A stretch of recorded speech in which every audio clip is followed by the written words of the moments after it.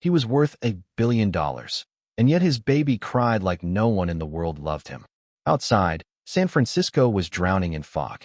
November draped the city like a wet shroud, and the wind from the bay screamed between the glass towers, rattling them like bones.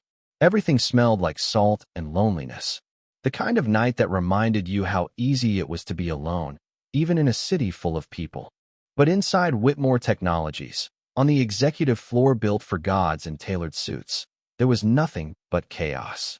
Specifically, the full-throated howling of an 18-month-old boy. The scream ripped through marble and glass, echoing across a space designed for quiet power, not desperate cries. It was a sound that didn't belong in a room with $30,000 chairs and screens that tracked global markets. It was a sound of need. Raw, human, heartbreaking. Isabella Cruz froze at the end of the hallway, gripping her mop tighter. It was her second week on the job. Night shifts, cleaning floors no one ever thanked her for. She kept her head down and her mouth shut. That was the deal. That's how you kept work. The nursery door burst open, and a woman staggered out. Early 40s, expensive perfume sour with milk. Her hair was a mess, her eyes red, her blouse smeared with a mix of baby food and spit up. She looked like she'd survived a war. "I can't do this anymore," the woman cried, hands trembling. "I can't. I quit." She didn't wait for anyone to stop her. She just stormed past Isabella and disappeared into the elevator. A beat of silence followed. Then came the voice, dry and tired. Another one gone. The voice of Ethan Whitmore himself. Billionaire, visionary, founder of Whitmore Technologies. On magazine covers, he looked untouchable, eyes like carved obsidian, jaw like it had never softened for anyone. But now he stepped out of the nursery, holding a screaming child who seemed determined to shatter every window on the floor. His suit was perfect, of course, but nothing could hide the dark shadows under his eyes, or the way his hand trembled as he tried to soothe the boy. "Another nanny, sir?" his assistant asked softly from the corner. Ethan nodded once. "No one can handle him. Not even me." He didn't see Isabella standing in the shadows, but she saw everything. Saw the strain in his shoulders, the helplessness in his eyes, and she felt something stir inside her chest. A strange ache she hadn't let herself feel in years. Loss, recognition, something in between. She'd buried her parents at 18. One car crash. No warnings. No goodbyes. Now it was just her and her abuela Rosa, who spent most days in bed fighting late-stage diabetes. Life had taught Isabella early how fast things disappeared. That night, as she left the building, rain painted the windows in long, shimmering trails. She walked past the executive parking lot and stopped when she saw it. A sleek black car, idling under the awning. Inside, Ethan Whitmore sat motionless. Not like a man between meetings, like a man who didn't know what to do next. In the back seat, Noah's cries were muffled by glass, but still there. Sharp. Exhausting. Isabella didn't know why she paused. Maybe because she'd seen that look before, in the mirror, once. Or maybe because something about that child's scream called to her in a way nothing else had. The next morning, her phone rang. A voice, brisk and unfamiliar. "Miss Cruz? We need someone to clean Mr. Whitmore's private residence. You've been selected. Starting today. Double pay." Double. Her hand tightened on the phone. "Yes, I'll take it." She didn't ask why. She didn't need to. Rose's pills weren't cheap. And hope needed to come from somewhere. The Whitmore mansion stood like a fortress above the bay. White walls, gray tiles, a pool so still it reflected the sky perfectly. No birds, no laughter, no warmth. Dolores, the housekeeper, opened the door with eyes that looked like they'd seen too many come and go. "You're the new one." "Yes, ma'am." "Keep to yourself. Mr. Whitmore doesn't like noise. He doesn't like questions. Do your job. Don't make it harder." Isabella nodded and stepped into the grand marble hall, where silence lived in every corner. She moved from room to room, mop gliding over perfect floors. It was a museum, not a home. Then she saw the photo. Above the fireplace, framed in gold. Ethan, smiling. A radiant blonde woman beside him. Between them, a baby boy with a grin so wide it made the photo glow. Amelia and Noah, forever in my heart. Her breath caught. She brushed a thin layer of dust from the frame. Just dust. But somehow, touching it felt like touching a wound. Then came the sound again. Noah. The scream was sharper this time. Not angry. Afraid. Isabella froze, her hand hovering over her mop. And then, she climbed the stairs. She didn't plan to. Her body just moved. At the top of the hall, the nursery door was cracked open. Inside, a man's voice, hoarse, desperate. Please, Noah. Just eat. Just a little. She peeked in. Ethan sat on the floor, his tie undone, holding his son like a lifeline that kept slipping from his grasp. The boy thrashed in his arms, tiny fists flailing. Excuse me, she said quietly. Can I help? He looked up, surprised, suspicious. You're the cleaner. Yes, but maybe I can try? He shook his head. He doesn't let anyone near. He hasn't since his mother. Noah turned. He saw her. And then, silence. He stopped crying. Just stopped. Isabella stood still, afraid to move. Afraid it was some kind of trick. But then Noah held out his arms. Tiny, trembling, asking. She stepped forward. Slowly, carefully. Ethan didn't stop her. She lifted the child gently into her arms. His body curled against hers like he'd been waiting for it. Like he recognized something. His cheek pressed to her shoulder, and within moments, he was asleep. Ethan stared. For 6 months, the boy hadn't let anyone hold him. Therapists, doctors, experts with clipboards and theories. But now, you just did something no one else could, he whispered. Isabella looked down at Noah, his lashes damp with tears, his chest rising slowly against hers. Maybe he just needed to be held, she said softly. Outside, the clouds began to thin. What's your name? He asked. Isabella Cruz. Have you ever been a nanny? No, just my grandma. That's all. He hesitated. Then, if I asked you to stay, be Noah's full-time nanny, what would you say? She looked at him, startled. Me? But I'm not qualified. I don't need qualified, he said. I need someone my son trusts. Her throat tightened. She thought of bills, of hospital visits, of Rose's soft smile. But more than that, she thought of how right Noah had felt in her arms. If you trust me, sir, I'll do it. He nodded. $5,000 a month. You'll live here. Dolores will help you settle in. And then he left the room. Isabella sat down in the rocking chair, still holding the sleeping child. She looked at his tiny hands, the faint mark on his cheek from dried tears. A tear slipped down her own cheek. Not sadness, just awe. She whispered, my life just changed. And somewhere in the mansion, the air shifted. The silence lightened. The grief cracked, just enough for something new to take root. Morning came quietly to the Whitmore mansion, creeping in through long, white curtains like a polite guest unsure if it was welcome. The fog still clung to the bay below, but inside, something had shifted. Isabella Cruz was no longer just the cleaning girl. She was Noah's nanny now. Not officially. Not with paperwork or certificates, but in the only way that mattered. He'd reached for her. He'd chosen her. And that choice had turned the mansion's silence into something waiting. Noah woke early. He always did. But instead of cries that echoed off marble walls, there was a sound no one had heard here in months. Laughter. Small, bubbling laughter, like water breaking through dry ground. Isabella sat cross-legged on the nursery rug, tickling his toes with exaggerated seriousness. What's this? She teased. A giggle? No, senor, that can't be right. Noah squealed and kicked, eyes gleaming. Downstairs, Dolores stood frozen by the stairwell, listening. The housekeeper's expression was unreadable, but her hand touched the banister softly, like she was remembering something long buried. Ethan appeared, still in his robe, coffee steaming in one hand, his phone in the other. He paused when he saw Dolores. Is that? Yes, she said flatly. He's laughing. He didn't move. He just stood there for a long moment, eyes tilted toward the ceiling, listening. No emails. No meetings. Just laughter. Upstairs, Isabella was already learning the house's rhythm. She noticed the way the light shifted in the east wing by mid-morning, how the floorboards near the solarium creaked just slightly, how the scent of the sea slipped in through half-closed windows. The mansion was grand, yes, but it wasn't alive. Not yet. Noah, however, was very much alive. He pointed at everything, wanted to know everything. Why the sun made shadows. Why the spoons were cold. Why his tiny socks kept vanishing mysteriously from the laundry bin. Isabella had no answers, only theories involving mischievous house elves. At lunch, as she spooned mashed peas into Noah's curious mouth, Ethan entered. He stopped in the doorway. Noah was eating. Quietly. Happily. He didn't throw the bowl. He didn't scream. He just looked up at Isabella, as if she held the moon. Ethan laughed. Not loudly. Just a disbelieving sound that cracked through weeks of tension. I can't believe this, he said. He hasn't eaten a full meal and he stopped himself. He didn't need to say it.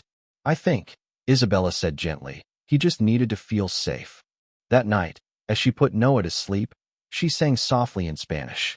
Her grandmother's lullaby, the one that had once held her through so many sleepless nights. Dormit, mi niño, dormit ya. Noah's eyelids fluttered. Ethan stood outside the door, listening. He didn't know the words, but he understood them all the same. There was warmth in them, memory, a kind of healing. In the days that followed, the house began to breathe again. Noah's giggles echoed through the halls like birdsong. The old cook, Martha, hummed as she kneaded dough in the mornings. Dolores stopped warning Isabella to stay in her place and started offering her tea. In the afternoons, Isabella and Noah played in the garden. She showed him how to touch leaves gently, how to follow ants without crushing them. He wobbled across the grass on uncertain feet, laughing every time he fell. Ethan watched from the porch, laptop abandoned beside him. One afternoon, as the golden light stretched long across the lawn, Ethan spoke quietly. I don't remember the last time he laughed. Isabella didn't look at him. She just replied, children's laughter doesn't vanish. It waits. He said nothing, but his silence wasn't empty. It was heavy with thought. That night, Isabella video called Rosa. Her abuela was propped up in bed, eyes tired but bright with joy at seeing her girl. You look different, Rosa whispered. Do I? There's something in your eyes again. Light. Like when you were little. Isabella smiled softly. Maybe this place is teaching me something. What? How to love again. Rosa said nothing, just nodded, her throat too thick for words. Later, as the mansion slept, Isabella tiptoed into the nursery. Noah slept peacefully, one chubby hand gripping the sleeve of her sweater. She didn't pull away. She sat on the rug, watching him breathe. From now on, she whispered, I'll be right here, little one. Somewhere else in the house, Ethan sat alone in the dark, watching the baby monitor. From it, he could hear her humming. A lullaby in a language he didn't know, but he didn't need translation. He closed his eyes and, for the first time in months, felt something warm and whole settle in his chest. Hope. Mornings came softer now. Sunlight slipped in like a promise, not a threat. Noah greeted each day with babbling joy, and Isabella had become a rhythm in the house, as constant and quiet as the ticking of the grandfather clock in the front hall. But not everything was new. Some grief lingered. Amelia's presence was everywhere. In the framed photos. In the scent of lavender that still clung to the linen closet. In the way Ethan paused, every single morning, at the door of her old studio. He never went in. He just touched the handle, then walked away. One rainy afternoon, as Isabella folded tiny blankets, Dolores spoke unexpectedly. He still lives in the past, you know. Isabella didn't look up. Every night, Dolores continued. He turns on the light in her room. Just for a second, then turns it off again. Isabella nodded. She didn't need the details. She already knew. This wasn't just a house. It was a memory, and everyone inside was living inside it. That evening, the storm rolled in fast. Rain pounded the windows. The bay churned. And then Noah screamed. Not the usual kind. This was different. Panicked. Isabella raced to the nursery. His skin was burning, his face flushed. Mr. Whitmore, she cried out. Ethan appeared in an instant. Noah has a fever, she said, trying to stay calm. A bad one. Ethan's hands shook as he searched the medicine cabinet. I've called the doctor. We just have to wait. Isabella sat with Noah, pressing a cool cloth to his forehead, whispering soft reassurances. The boy whimpered, curling into her like a wounded animal. Shoo, it's okay, little one. I'm here. Ethan hovered nearby, eyes wide with fear. I can't, his voice cracked. I lost Amelia on the road to the hospital. Just a checkup. Nothing serious. I was supposed to drive her. But I didn't. Isabella looked at him. Not as a boss. As a man unraveling. I keep thinking, what if I lose him too? She reached out, gently. You can't love someone if you're only trying not to lose them, she said. Children don't need perfect. Just love. Ethan's eyes met hers. In that moment, something unspoken passed between them. Not romantic. Not yet. Just real. They stayed up all night. taking turns, caring, worrying. By dawn, Noah's fever broke. His breath eased. And when he reached for Ethan's hand, the man smiled. A real, unguarded smile. He's smiling because of you, Ethan whispered. No, Isabella said softly. He's smiling because you're here. Outside, the storm passed. The sky softened. For the first time, the house didn't feel haunted. It felt human. The Whitmore mansion had changed. That was undeniable. Once a silent citadel frozen in grief, it now hummed gently with signs of life. There were fingerprints on the windows, toys abandoned mid-play in the hallways, and crayon drawings magnetized to the stainless steel fridge. Noah's laughter no longer felt out of place. It was part of the house's rhythm. But even the warmest home can cast a long shadow, and hers had just arrived at the front door. It was a Monday when the silence cracked. The morning sun spilled through the windows like honey, and Isabella was kneeling in the garden with Noah, showing him how to blow dandelion seeds. His giggle, high and delighted, rang into the air. Then the front doors opened with a hard click. Footsteps echoed across the marble floor, sharp, expensive heels that meant business. Victoria Hale had arrived. Tall, icy, and immaculately dressed in a black wool coat that probably cost more than Isabella's monthly salary. She swept off her sunglasses like she was walking into a courtroom, not a home. I'm Victoria, she said coolly. Amelia's sister. Dolores, stiff as ever, stood at the bottom of the staircase, eyebrows raised. Ethan emerged from his study like he'd been pulled from another world. Victoria, he said slowly. You didn't call. I didn't think I needed to, she replied, her tone as brittle as glass. I heard my nephew's been rehomed. Her eyes snapped to Isabella, who had just come in, holding Noah. The boy reached instinctively for Isabella's hair with sticky fingers. And this is? Victoria asked, already knowing the answer. Isabella Cruz, Ethan said evenly. Noah's nanny. A nanny, she repeated, her voice lilting upward like a challenge. Or a maid turned surrogate? Isabella's cheeks flushed, but she stayed calm. Nice to meet you, Miss Hale. I'm sure it is, Victoria said, lips curling into something sharp. Tell me, how long did it take to move into my sister's house? Ethan stepped forward. Victoria, that's enough. But it wasn't. Not for her. My sister's body isn't even cold, and you're playing house with the help? Noah, sensing the tension, squirmed in Isabella's arms. She bounced him gently, whispering reassurances. I came to see my nephew, Victoria said. I didn't come to watch this parody of a family. She turned and walked out. Her perfume lingered longer than she did. That night, Ethan stood at the nursery doorway as Isabella rocked Noah to sleep. She wasn't always like that, he said, his voice a thread. She used to be soft, gentle. People break in different ways, Isabella replied. Some turn to silence, some to bitterness. Ethan didn't argue. He just watched Noah sleep and said, she's not done. He was right. Victoria returned the next day, and the day after that. At first, she brought gifts. Toys for Noah, books he was too young to read. Then came the questions, thinly veiled interrogations posed over tea Dolores didn't want to serve. Does Miss Cruz have any childcare training? How long has she been living here? Is there a formal contract? She walked the halls like an appraiser, measuring the value of what was no longer hers. She smiled at Isabella the way snakes smile at mice.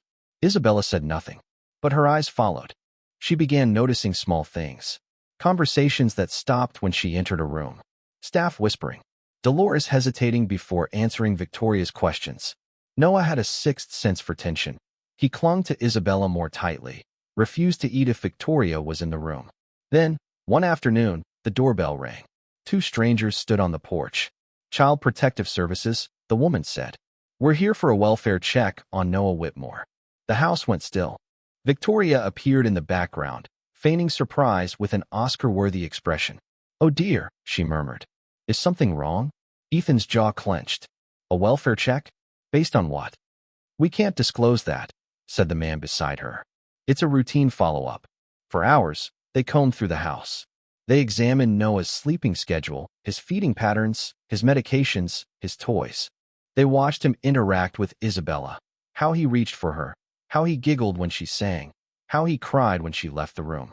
They took notes. They whispered in corners. They scrutinized everything. And through it all, Victoria watched with quiet satisfaction. But when the agents left, Their verdict was clear. Noah is well cared for. The woman said warmly. He's thriving. He's clearly loved. Victoria's face cracked. That night, Isabella found an envelope under her bedroom door.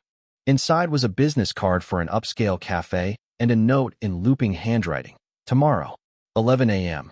Come alone. She went. The cafe was sleek and quiet. Marble tabletops. Sparkling chandeliers. It smelled like money. Victoria was already seated, sipping espresso. You're not stupid, she said, without preamble. You know what people are saying. I'm not interested in gossip, Isabella said calmly. No, Victoria said. But you're interested in Noah. She leaned forward. I'll give you $60,000. Today, you leave. You disappear. You find another child to pretend to love. Isabella stared at her. Is that what you think this is? I think you're smart enough to know when you're out of your league. This life, it's not yours. It's Amelia's. And I'm not going to watch you steal it from her. I didn't steal anything, Isabella said. Noah chose me. Ethan trusted me. Victoria laughed, low and bitter. You think trust means anything in a scandal? One accusation, one photo taken out of context, and it all burns. She stood, leaving the envelope on the table. Take the money, Miss Cruz. It's more than you've ever made in your life. You get out, and I get my nephew. Everyone wins. Isabella didn't touch it. She walked out with her head high and her heart heavy. Back at the mansion, Ethan was waiting for her on the balcony. She came to see you, he said. She offered me money. And I said no. He looked at her for a long time. You didn't have to. Yes, I did. He exhaled. I don't know what's coming, he said. But I know this. Isabella turned toward him. You're not going anywhere, he said, voice low. Not unless you choose to. For a moment, the city shimmered below them in silence. But the peace didn't last. The next morning, Dolores stormed into the kitchen holding a magazine. Miss Cruz, she whispered, face pale. You need to see this. The cover showed a photo of Ethan holding Noah.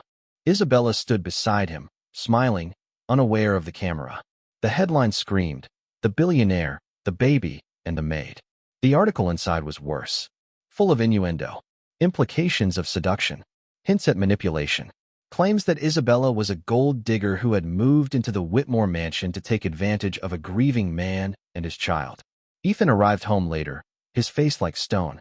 My board is calling for statements, he said. Investors are worried. My legal team says the custody court might reopen the case. Isabella's voice shook. It was Victoria. She gave them the photos. He didn't deny it. I believe you, he said. But that doesn't matter to the court. The next day, his lawyer arrived with a folder of documents and a face like rain.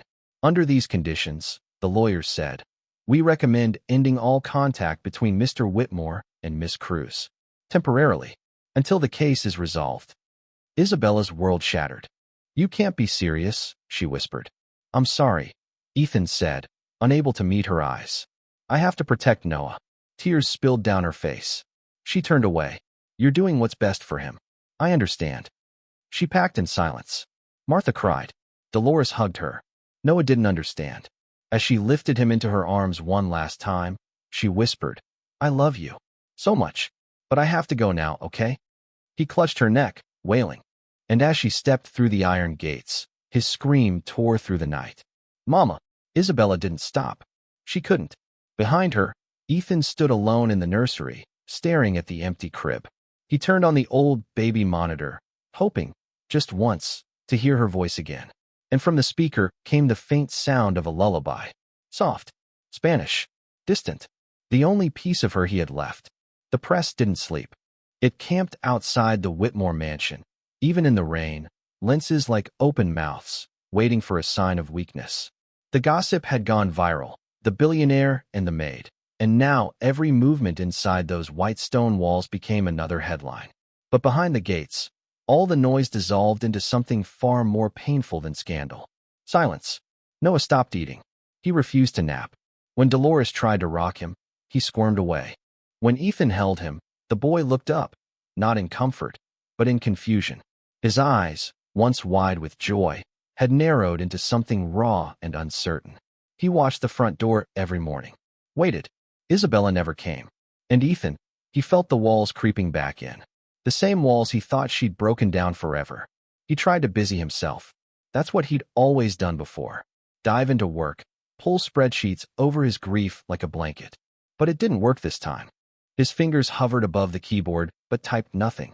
His phone rang, buzzed, dinged, vibrated, but all he heard were echoes. He sat in Noah's nursery some nights, lights off, just staring at the empty rocking chair. The baby monitor still played soft static. Sometimes he left it on, hoping it might still remember her voice. Sometimes, at night, it did. She had once recorded a lullaby on it without knowing. He heard it faintly. Dormit, mi niño. He buried his face in his hands. Across the bridge, in a modest apartment in Oakland, Isabella was learning how to live without purpose. She still woke up at 6 a.m., still made 2 cups of coffee, out of habit, still folded laundry in silence while the news hummed in the background, full of lies about her. She didn't read the articles. She didn't have to. She saw the judgment in strangers' eyes at the pharmacy, heard the whispers on the bus. Even Rosa's landlord had made a thinly veiled comment about attracting the wrong kind of attention. Rosa, as always, knew better.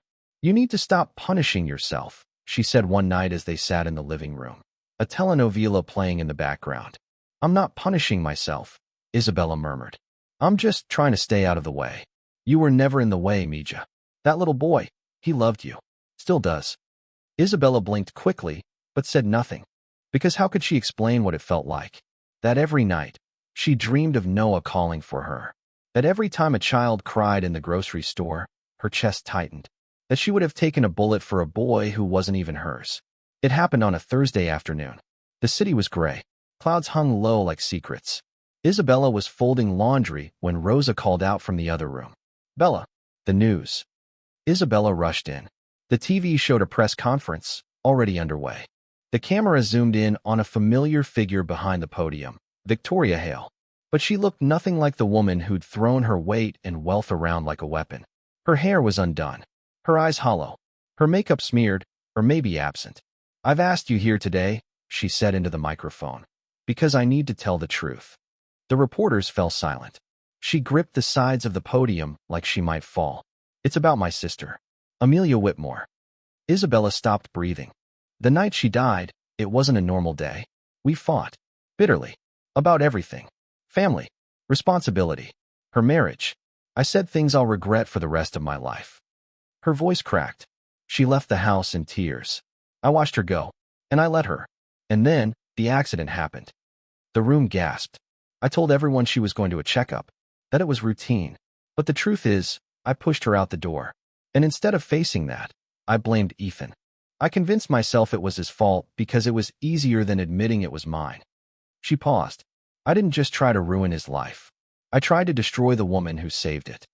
She pulled out a piece of paper and read, her voice steadier now. Her name is Isabella Cruz. She was called a gold digger, a manipulator, a thief. But she is none of those things.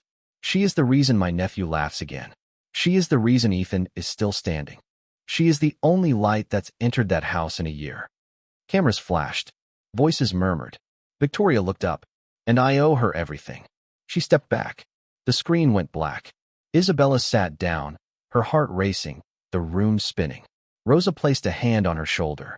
And in the mansion, Ethan, who had watched every word in stunned silence, stood up, left the boardroom without a word, and got in his car. He knew where to go. When Isabella opened the door, she didn't say anything. Neither did he. They just stared at each other, at all the unspoken things in the air between them. I came, he said finally, because I lost something I can't replace. She swallowed. Ethan, He stepped closer. No, let me say this. I'm sorry, he said, voice rough, for not protecting you, for letting them twist what was beautiful into something dirty. She shook her head. I'm not the one who needed to forgive you. He pulled something from his coat pocket. A small, velvet box. When he opened it, there was no grand ring. Just a simple gold band. Modest. Pure. I don't want you to be Noah's nanny, he said quietly. I want you to be his mother. And my wife. Tears sprang to her eyes. I'm not perfect, she whispered. Neither am I, he replied. But we are right. She stepped into his arms and cried. And somewhere across the bridge, in a mansion once filled with silence, a child looked up from his toys and smiled. For no reason at all, like he knew something was coming home. A month later, the garden bloomed. It was a small wedding. Just family. No press. No designers. No one who hadn't earned the right to be there. Dolores baked the cake herself. Martha decorated the tables with daisies. Rosa, in her wheelchair, wore a crown of baby's breath and dabbed her eyes every 10 minutes. Noah ran down the aisle throwing petals, occasionally forgetting his task and chasing butterflies instead. Isabella wore a dress she had sewn herself from a second-hand pattern, with Rose's lace stitched into the hem. When she reached the altar, Ethan took her hands like they were sacred. The vows were whispered, not shouted. "I do," she said, tears in her eyes. "I do," he said, voice cracking. And when they kissed, the wind shifted. Noah ran into their arms, shouting, "Mama! Daddy!" The crowd laughed. And even Victoria, seated quietly in the back row, let a tear slip down her cheek. When Isabella noticed, she met her eyes and nodded. Nothing needed to be said. Some things were forgiven only by living better. That night, when the guests had gone and the stars blinked quietly overhead, Ethan took Isabella's hand and led her to the garden. "It still doesn't feel real," he murmured. She leaned into him. "Do you still think about her?" she asked gently. "Every day," he said. "But it doesn't hurt anymore. Not the same way." She nodded. "That's what love does. It doesn't erase the past. It makes peace with it." They stood there in silence. Above them, stars. Behind them, laughter. And ahead, a life not borrowed from sorrow, but built from healing. Part 5. Home at last. 3 years later, the Whitmore mansion didn't resemble the place it used to be. It had the same marble floors, the same high ceilings, the same sea-view windows, but something had shifted. Something subtle, but unmistakable. It was in the toys scattered like breadcrumbs across the hallway rugs. The faint scent of cinnamon rolls baking at sunrise. The laughter that lived in every room like a familiar song. And it was in the light. Not the light that poured in from the bay through floor-to-ceiling windows, but the kind of light that came from people, tiny feet running down hallways, music humming from the kitchen, giggles echoing from behind half-closed doors. The house had found its heart again. Noah was 5 now. Confident, curious, with eyes just like his mother's and a stubbornness only Ethan would dare claim as inherited. This morning, he was standing on a stool at the kitchen counter, teaching his little sister how to make pancakes. "Like this," he instructed, carefully pouring batter into a sizzling pan. "But not too much, or Daddy will burn it again." Ethan raised a brow from the other side of the island. "I heard that." Isabella laughed from the sink. "He's not wrong." Ethan flipped a pancake. Smoke curled up like a flag of surrender. "Fine," he muttered. "Chef Noah, take over." "Chef Noah," the boy announced, triumphantly saluting with a wooden spoon. Next to him, 2-year-old Estrella, Little Star, as they called her, clapped her syrup-sticky hands and squealed with delight. She had Isabella's laugh. It bubbled up like music, unpredictable and free.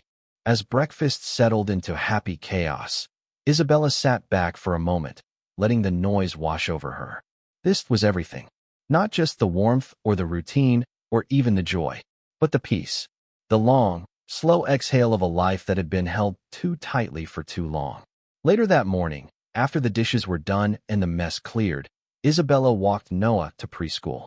He skipped ahead on the sidewalk, singing made-up songs and telling her about his dream. Something about dragons, waffles, and a flying bus. At the school gate, he turned and hugged her tight. "Bye, Mama." She bent down. "You'll be brave?" "I'm always brave," he said, then paused. "But will you be here when I get back?" She smiled, brushing a lock of hair from his forehead. "Always." Back at home, Estrella was napping, the house quiet. Isabella sat by the window with her notebook. The pages were filled with short stories, all of them small pieces of her heart stitched into words, about loss and love and second chances. Rosa had encouraged her to write again. After the wedding, the older woman had moved into the guest cottage on the estate. She claimed it was only until her legs got stronger again, but everyone knew she just wanted to be near the children. "Write it down," she had said, tapping Isabella's notebook one night. "People need to know that stories like yours don't just happen in fairy tales." Isabella had laughed, but now maybe she believed it. As she scribbled down a scene about a house with no laughter and the woman who taught it how to sing again, Ethan came home early. He leaned against the doorway, watching her. "You writing?" She nodded, not looking up. He stepped closer, kissed her temple. "You should publish it." She smiled. Maybe someday. For Rosa. No, he said gently. For you. You've been writing our story since the beginning. That afternoon, as Isabella chopped vegetables in the kitchen, the phone rang. She wiped her hands and answered. A voice on the other end. Calm, professional. Mrs. Whitmore? This is Ms. Grant from Little Bay Preschool. Noah had a small fall during recess. It's not serious, just a scrape on the forehead, but we thought it best to call. Isabella's stomach dropped. Images rushed in, flashing lights, ambulance sirens, the weight of history pressing against her chest like a vice. I'll be there right away, she said quickly. But Ethan was already standing in the doorway, having heard every word. I'll go, he said quietly. You sure? He nodded. Yes. At the school, Ethan found Noah sitting on a bench, legs swinging. A small bandage peeked out from under his bangs. Hey, tough guy, Ethan said, kneeling. Noah looked up, brave and a little proud. I didn't cry, he said. Not even once. Ethan smiled, brushing his hair back. You're so strong, my boy. He paused, then hugged him tight. It was only a scraped forehead. But to Ethan, it was everything. Because this time, he'd been there. This time, he hadn't lost anyone. That night, after the children were asleep, Ethan sat in his study, the soft glow of the desk lamp casting gold across a weathered envelope.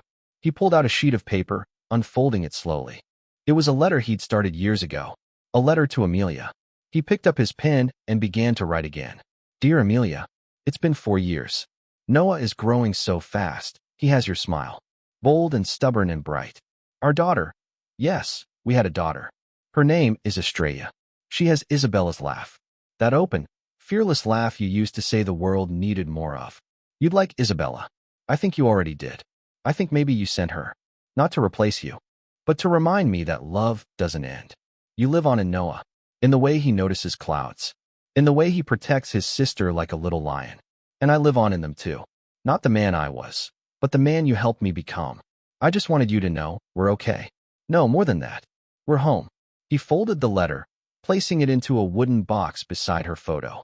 But next to it now sat a new photo. A family of 4, arms tangled, smiles crooked, eyes bright. A few days later, they went to the beach. The same stretch of shore where Ethan had once stood alone in the rain, shattered by silence. Now, the sand was warm under their feet. The ocean calm. Estrella ran ahead chasing seagulls, her curls bouncing, shrieking with joy. Noah held her hand, protective as always. Mom. Dad. Hurry up. Ethan laughed, shaking his head. We're getting slow. Isabella took his hand. No, they're just fast. They walked to the edge of the waves, where the sea met the sky in a blur of silver and gold. Ethan looked out, quiet. This place used to make me feel empty, he said. Now, she asked gently. He looked at her. Now it feels like home. They stood there, watching their children dance in the surf. Isabella rested her head on his shoulder. Do you still think about her? She asked softly. Every day, he said. But it doesn't hurt anymore. Now it's just gratitude. She smiled. Maybe that's what love really is, she said.